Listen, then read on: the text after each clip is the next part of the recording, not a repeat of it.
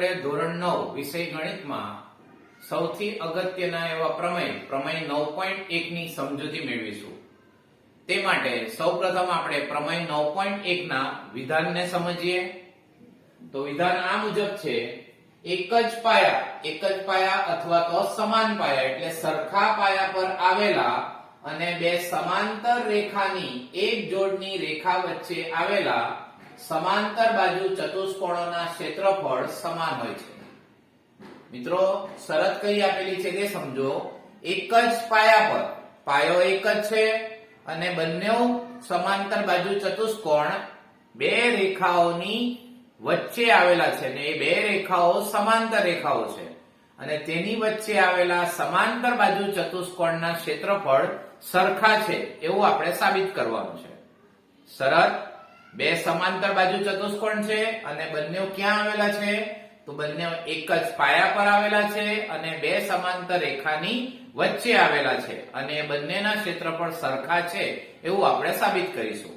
હવે કોઈ પણ પ્રમેયની સાબિતી લખવી હોય તો એના મુખ્ય 3 અંગોની મદદથી સાબિતી લખાય, જે છે પક્ષ, સાધ્ય અને સાબિતી। અને પક્ષ અને સાધ્ય સાબિતી સિવાય એક મહત્વનું અંગ છે આકૃતિ। તો સૌપ્રથમ આપણે આકૃતિ દોરીએ અને ત્યારબાદ પક્ષ, સાધ્ય અને સાબિતી દ્વારા આ પ્રમેયને સમજીએ। તો સૌપ્રથમ જોઈએ, એક જ પાયા પર આવેલા બે સમાંતર બાજુ ચતુષ્કોણ અને બંને સમાંતર રેખાની વચ્ચે આવેલા હોવા જોઈએ। એ રીતે આપણે સમાંતર બાજુ ચતુષ્કોણની રચના કરીશું એટલે કે આકૃતિ દોરીશું।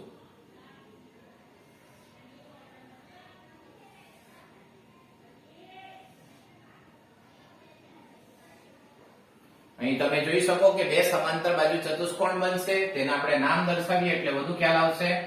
ધારો કે એક ચતુષ્કોણનું નામ આપણે આપીએ ABCD। આ એક સમાંતર બાજુ ચતુષ્કોણ છે અને બીજો ચતુષ્કોણ કે જેને આપણે નામ આપીશું EFCD। પહેલો ચતુષ્કોણ ABCD અને બીજો ચતુષ્કોણ EFCD। હવે તમે આકૃતિ મુજબ જોઈ શકો કે આ બંને ચતુષ્કોણ એક જ પાયા પર, અને એ પાયો કયો છે? CD। તો આ એક જ પાયો છે CD અને બે સમાંતર રેખાની વચ્ચે, તો બે સમાંતર રેખાઓ કઈ છે? તો આ AF છે તે CD ને સમાંતર છે, AF છે તે CD ને સમાંતર છે, જેને સંકેતમાં આપણે રેખાખંડ AF સમાંતર રેખાખંડ CD અથવા DC તરીકે દર્શાવી શકીએ। અને આ એક જ પાયો એટલે કે DC છે અને એ એક જ પાયા અને બે સમાંતર રેખાની વચ્ચે આવેલા સમાંતર બાજુ ચતુષ્કોણ સમક્ષેત્ર એટલે સરખા ક્ષેત્રફળ વાળા છે એ આપણે દર્શાવીશું। હવે આ આકૃતિ મુજબ આપણે પ્રમેયની સાબિતી માટે સૌથી પહેલા આપણે લખીશું પક્ષ। રકમમાં આપેલ વિધાન, જેમાં જે માહિતી આપેલ હોય તે આપણે પક્ષમાં દર્શાવશું અને જે સાબિત કરવાની છે તેને આપણે સાધ્યમાં દર્શાવશું। તો આપણને કીધેલું છે કે એક જ પાયા પર આવેલા અને બે સમાંતર રેખાની એક જોડની રેખા વચ્ચે સમાંતર બાજુ ચતુષ્કોણ આવેલા છે। તો આપણે પક્ષમાં લખી શકીએ કે એક જ પાયા રેખાખંડ CD પર તેમજ રેખાખંડ AF સમાંતર રેખાખંડ CD ની વચ્ચે આવેલા બે સમાંતર બાજુ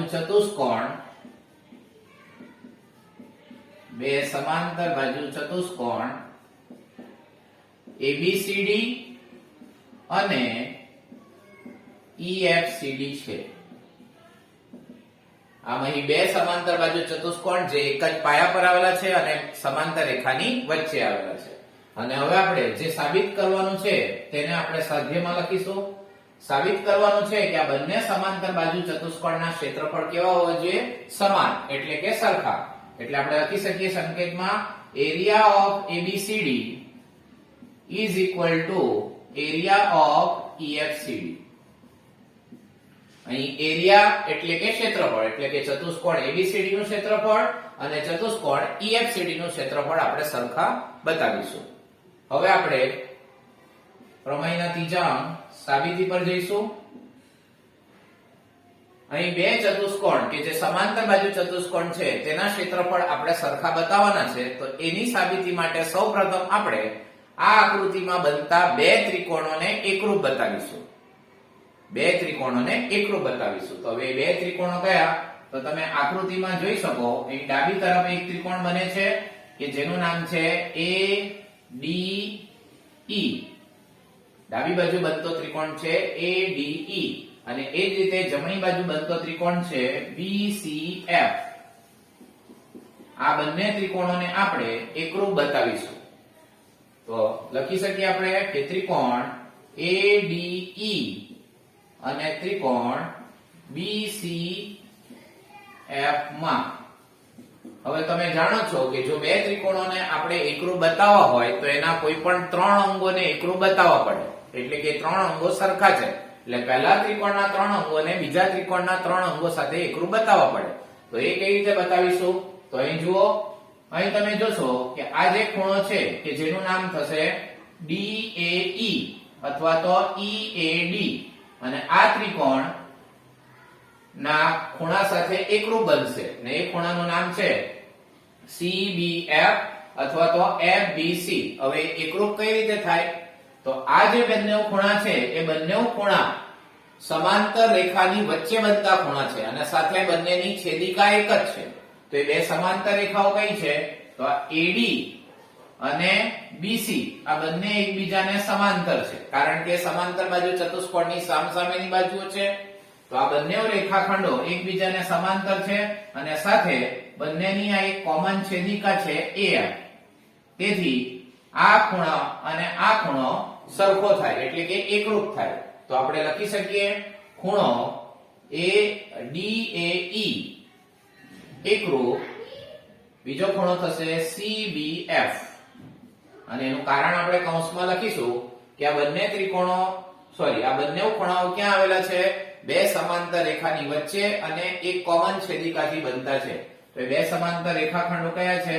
રેખાખંડ AD સમાંતર રેખાખંડ BC અને છેદિકા AF દ્વારા બનતા અનુકોણો કહેવાય. તે અનુકોણોને કારણે આ બંને ખૂણા એકરૂપ બને છે. ત્યારબાદ આપણે બીજા બે ખૂણા એકરૂપ બતાવીએ અને તે બે ખૂણા થશે, પહેલા ત્રિકોણનો ખૂણો છે AED અને બીજા ત્રિકોણનો ખૂણો છે BFC. પહેલા ત્રિકોણનો ખૂણો AED તે એકરૂપ બનશે BFC સાથે. એટલે આપણે અહીંયા લખી શકીએ ખૂણો AED એકરૂપ ખૂણો BFC. હવે આ બે ખૂણા એકરૂપ થવા પાછળનું કારણ શું છે? જે આપણે પહેલું કારણ લખેલું તે મુજબ જ અહીં તમે જોશો કે પહેલો ખૂણો અને બીજો ખૂણો એકરૂપ થાય છે કારણ કે અહીં પણ બે સમાંતર રેખાખંડો છે. એક રેખાખંડ છે D અને તેને સમાંતર રેખાખંડ છે CF. તો આ બંને સમાંતર રેખાખંડની વચ્ચે આવેલા છે અને સાથે એમની એક કોમન છેદિકા છે AF. તો આપણે કારણ લખી શકીએ કે રેખાખંડ ED અથવા D, ED ને તમે D પણ લખી શકો, સમાંતર રેખાખંડ FC અથવા તો CF અને છેદિકા રેખાખંડ AF દ્વારા બનતા અનુકોણ.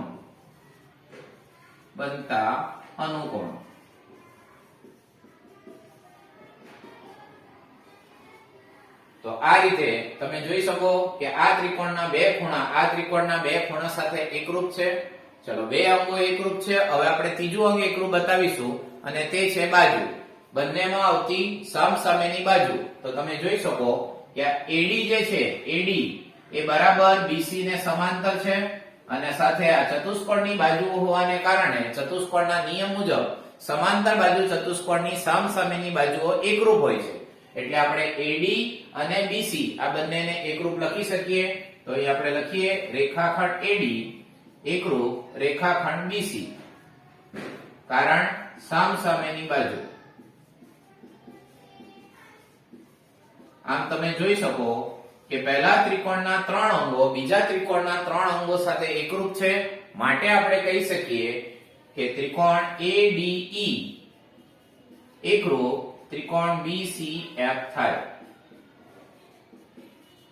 આમ અહીં બે ત્રિકોણો એકરૂપ થાય. હવે એકરૂપ થવા પાછળની શરત તો અહીં તમે જોઈ શકો કે પહેલા ત્રિકોણનો એક ખૂણો બીજા ત્રિકોણના ખૂણા સાથે એકરૂપ, ત્યારબાદ પહેલા ત્રિકોણનો બીજો ખૂણો બીજા ત્રિકોણના બીજા ખૂણા સાથે એકરૂપ, અને પહેલા ત્રિકોણની એક બાજુ બીજા ત્રિકોણની એક બાજુ સાથે એકરૂપ છે. એટલે શરત બનશે ખૂ ખૂ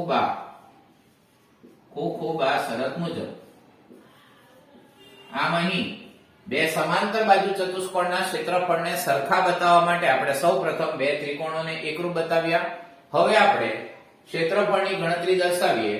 હવે આપણે ચતુષ્કોણ ABCD નું જે ક્ષેત્રફળ છે તે આપણે EFCD ના ક્ષેત્રફળ જેટલું બતાવવાનું છે. તો સૌપ્રથમ આપણે ચતુષ્કોણ ABCD નું ક્ષેત્રફળ શોધીશું. એટલે હવે એરિયા ઓફ ABCD બરાબર, તો હવે આકૃતિમાં તમે જોઈ શકો કે ચતુષ્કોણ ABCD, સમાંતર બાજુ ચતુષ્કોણ ABCD એ બે ભાગોથી બનતો ચતુષ્કોણ છે. એ બે ભાગો કયા કયા છે? એક ભાગ છે ત્રિકોણ ADE અને બીજો ભાગ છે ચતુષ્કોણ EBCD. મિત્રો બરાબર ધ્યાનથી જોજો. ચતુષ્કોણ ABCD તેનું ક્ષેત્રફળ આપણે શોધવાનું છે અને આખો ચતુષ્કોણ બે ભાગોથી બને છે. ભાગ 1 એ ત્રિકોણ ADE અને ભાગ 2 ચતુષ્કોણ EBCD. હવે આ બે ભાગના પ્રદેશનું જે ક્ષેત્રફળ હશે એનો સરવાળો કરતા મળતું ક્ષેત્રફળ એ આખા ચતુષ્કોણ જેટલું થશે. એટલે 1 અને 2 ના ક્ષેત્રફળનો જો આપણે સરવાળો કરીશું તો આપણને આખા ABCD નું ક્ષેત્રફળ મળે. તો આપણે 1 અને 2 આ બંને ભાગના ક્ષેત્રફળનો સરવાળો કરીશું. તો ભાગ 1 એટલે ત્રિકોણ ADE નું ક્ષેત્રફળ, જેને સંકેતમાં આપણે લખીશું એરિયા ઓફ ADE, પ્લસ ભાગ 2 એટલે ચતુષ્કોણ EBCD નું ક્ષેત્રફળ, એટલે આપણે લખી શકીએ એરિયા ઓફ EBCD. હવે આ બે ભાગનો સરવાળો એ આખા ભાગ ABCD જેટલો થશે. હવે આગળ આપણે સાબિત કર્યું કે ADE જે ત્રિકોણ છે તેનું ક્ષેત્રફળ કોના જેટલું થશે?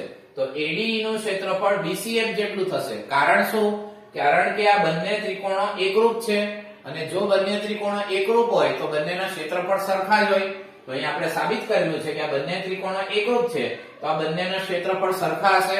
એટલે કે જેટલું ADE નું ક્ષેત્રફળ હશે એટલું જ આપણે BCF નું ક્ષેત્રફળ લખી શકીએ. અહીં જો તો આપણે દર્શાવીએ area of ADE is equal to area of BCF. એટલે કે ત્રિકોણ ADE નું જે ક્ષેત્રફળ છે એટલું જ ત્રિકોણ BCF નું ક્ષેત્રફળ થશે. તો હવે આપણે આ ADE નું ક્ષેત્રફળ છે તેના બદલે આપણે લખી શકીએ એરિયા ઓફ BCF અને પ્લસ એરિયા ઓફ EBCD આપણે જેમના તેમ જ દર્શાવીએ. હવે તમે આકૃતિમાં જુઓ તો એરિયા ઓફ BCF એટલે આ ભાગ નંબર 3 BCF, એને હું અત્યારે ભાગ નંબર 3 આપું, અને એરિયા ઓફ EBCD એટલે ભાગ નંબર 2.